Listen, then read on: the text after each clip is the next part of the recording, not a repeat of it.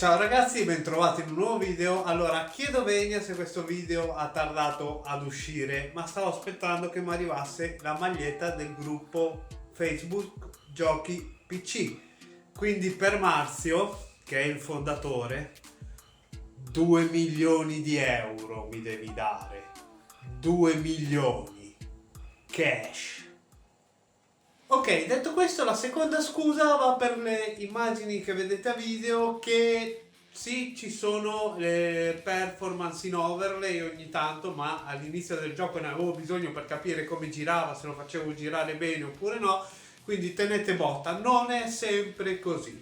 Allora, la storia tratta di Argent Nur e di un principe demoniaco che muove guerra contro gli umani appunto di Argent Nur per praticamente prendere il territorio. Il nostro Doomslayer, che è quello che utilizziamo noi, è praticamente il cagnolino dei Maikir e è praticamente tenuto al guinzaglio e da lì non si può liberare. Così inizia la storia di questo Doom The Dark Ages. Ma la cosa che interessa a noi di questo tipo di giochi è il gameplay, che in questo gioco si tratta più che altro sul combat system. Ci viene dato subito uno scudo con il quale ci difendiamo dagli attacchi e li possiamo pariare. Ci sono gli attacchi rossi, che quelli se li pariamo 2 o 3 volte ci tirano giù lo scudo per un certo tot di secondi finché lo possiamo ritirare su con la sinistra.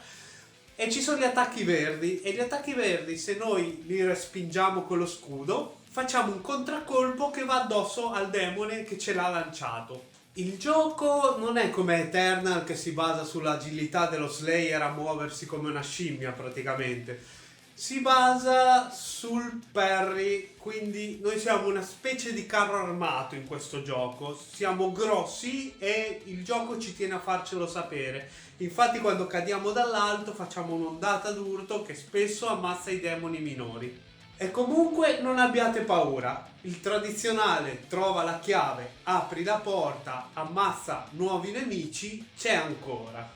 Le armi sono tanti, c'è il fucile, c'è il pompone, c'è un'arma con una catena, c'è il lanciarazzi, lanciagranate, ce n'è da divertirvi. E le armi possono essere potenziate con l'oro o le gemme che troviamo a giro per i livelli. Si possono potenziare le armi e così come gli strumenti dello Slayer, che è un guanto chiodato, un mazzafrusto oppure una mazza, ma non possono essere usate tutte e tre contemporaneamente. Man mano ne potete potenziare, man mano ne potete usare una alla volta, quindi scegliete bene cosa potenziare. Anche lo scudo ha dei potenziamenti. Per esempio io ho girato praticamente tutto il gioco potenziando al massimo la torretta che dopo il parry saltava fuori, che tirava giù l'armatura dei demoni e li sbrindellava anche abbastanza. Sì, perché nonostante questo ci sono demoni con l'armatura che prima di fargli del male bisogna tirargli giù l'armatura. Mentre la quantità di vita, la quantità d'armatura, la quantità di armi, di munizioni trasportabili, quello si ottiene battendo dei nemici speciali. Cosa sono i nemici speciali? Allora, ci sono dei nemici che è meglio tirarli giù subito perché danno fiducia al resto della truppa, li fa avere più vita, li fa avere più velocità, fanno più danno e quindi è meglio tirar giù il loro capobranco subito. Invece ci sono nemici che hanno attorno uno scudo che bisogna tirare giù gli altri demoni in modo che scenda la barra dello scudo e poi potete attaccare il loro boss, il leader. E poi ci sono i campioni a loro volta sono dei demoni che troverete più avanti nel gioco come normali, ma sono più grossi, più cattivi e giustamente sono i campioni. A giro per il livello troviamo gli immancabili giocattoli e i codex e altra roba collezionabile tra i segreti da trovare nel gioco. I codex ci spiegheranno un po' meglio come va la storia del gioco. Le parti platform che c'erano in Doom Eternal fortunatamente sono state eliminate, io non le sopportavo. Però è stata aggiunta una cosa pallosissima che sono quegli Atlan, che tanto gli Atlan, che almeno si fa a cazzotti, ma delle parti col drago che praticamente si tratta di schivare l'attacco al giusto momento per potenziare l'arma del drago e tirare giù delle torrette. Cioè, sinceramente abbastanza noioso, però c'è.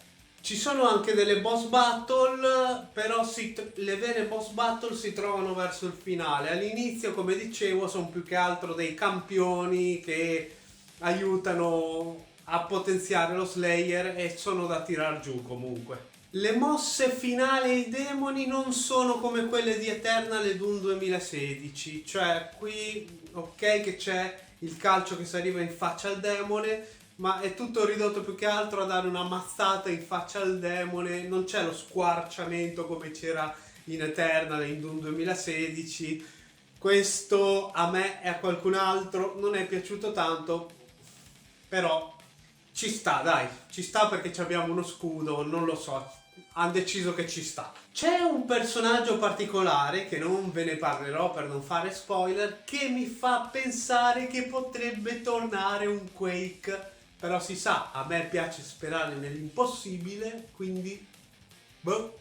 Il cambio di compositore per le musiche si sente ma non dà troppo fastidio, le musiche ancora spingono, quindi chi aveva paura che il vecchio compositore fosse irrimpiazzabile si ricreda, perché comunque questo Doom spinge anche dal punto di vista delle musiche. E per le performance io con la 6007 XT ho dovuto giocare a 1080p con l'FSR su qualità, il gioco preimpostato su alto e il frame già in attivo per avere 120, 140, a volte 150 fps.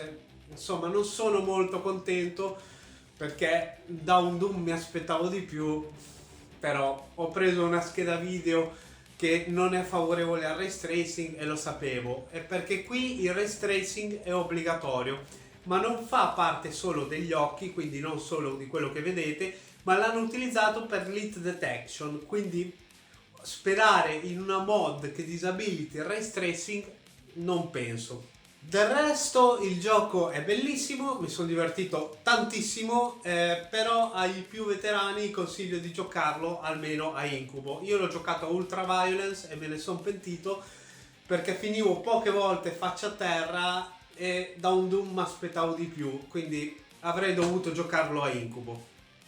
Ok ragazzi, per questo video era tutto, enjoy!